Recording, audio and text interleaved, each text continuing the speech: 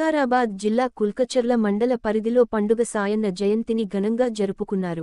ఈ సందర్భంగా పండుగ సాయన్న చేసిన సేవలను కొనియాడారు. ఈ కార్యక్రమంలో పలువురు నేతలు పాల్గొన్నారు. రాజ్యాధికారం కోసము పీడిత బడుగు బలహీన వర్గాలను ఏకం చేసిన నేత ఈరోజు మన పండుగల సాయన్న. పండుగల సాయన్నను ముందుగా రాబిన్ హుడ్ అని అందరూ పిలిచేవాళ్ళు. ఆ రోజు రాజాకార వ్యవస్థని భూస్థాపితం చేయాలనే ఉద్దేశంతో ఈరోజు ఎంతో మంది అణగారిన పీడిత వర్గాలను హింసిస్తున్న వేళ ఆ రోజు పండుగల సాయన్న గారు ముందుకొచ్చి ఈరోజు పెత్తందారు వ్యవస్థలను భూస్వాములను వాళ్ళని దోచుకొని వివిధ బడుగు బలహీన వర్గాలకు పంచిపెట్టిన వ్యక్తి ఈరోజు పండుగల సాయన్న. మనమందరం వారి ఆశయాల సాధన కోసము మనమందరం ఈరోజు కృషి చేద్దాం. ముఖ్యంగా ఈరోజు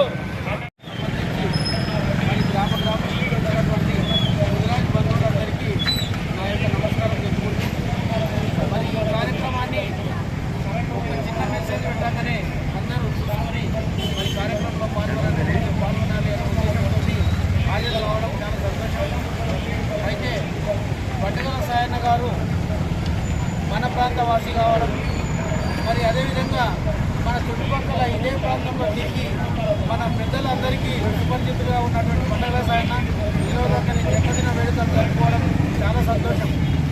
మరి పండుగల సాయన్న గారు ఈ ప్రాంతవాసి అయినా కూడా ఈరోజు అతను తగ్గిన నేలలో ఈరోజు మనము అన్ని కార్యక్రమాలు నిర్వహించుకుంటూ మరి అతను తిరిగిన నేలలో మనం కూడా అన్ని పనులు చేసుకుంటూ బ్రతుకుతున్నామంటే మరి అతని యొక్క కృషి ఎంత ఉందో ఒకసారి అర్థం చేసుకోవాలి.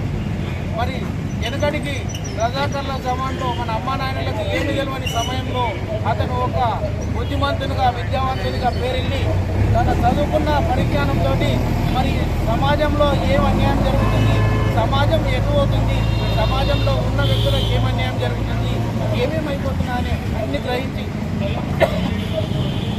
అతను పోరాట పటిమతోటి మరి ఉన్నోళ్ళను కొట్టి లేనోళ్ళకు పెట్టి అనే నినాదాన్ని ముందలేసుకొని మరి ఎన్నో పండుగలు చేసి ఎన్నో పెళ్లిళ్ళు చేసి ఎన్నో దేవతలను కొలిసి మరి అతను ఆ వ్యవహారాన్ని అతను కొనసాగించాడు.